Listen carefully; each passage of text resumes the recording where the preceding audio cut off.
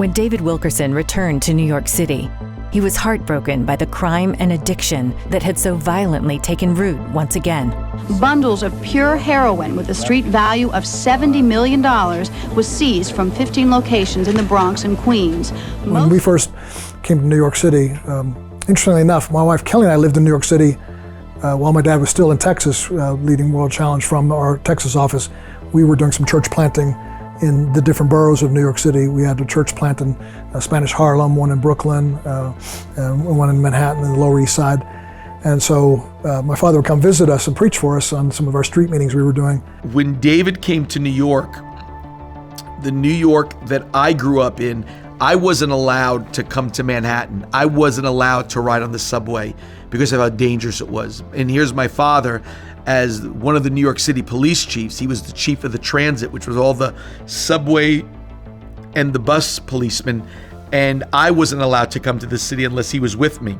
And to see how dangerous it was, and to see 42nd Street, which is considered the crown jewel of Times Square, they used to call it the shooting gallery.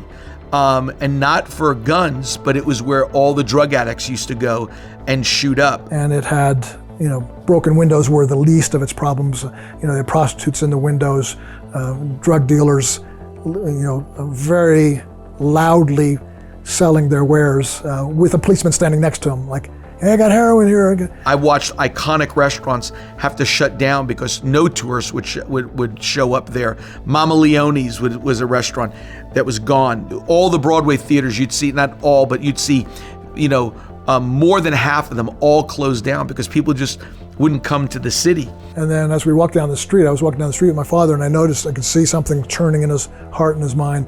It certainly was prayer and the call of God, but emotionally, the moment the thing snapped was that walk down 42nd Street, where he saw the overwhelming needs of a city that was full of sin and corruption and hatred and pride and drugs and alcohol and sexual impurity and immorality, and seemed like the government unable to even do anything about it if it cared at all.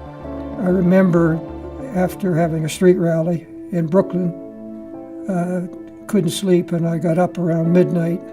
I was right on the corner of Broadway and 42nd Street, and I began to weep. And I cried, God, you have to raise up a testimony, that you have to raise up a church here in the middle of this as a witness. The Holy Spirit said clearly, you know the city. You've loved the city, now I want you to do it. And that was the birth of Times Square Church. That was the start of it. It was just that time, I think it was in the late 80s, and then he moved to New York, and I was living there at the time, so we sort of collapsed our church plants into one in the center there, plus my father's notoriety drew some people. So I think the first service had like 700 people in it, so pretty good opening, and then just began to grow very rapidly after that.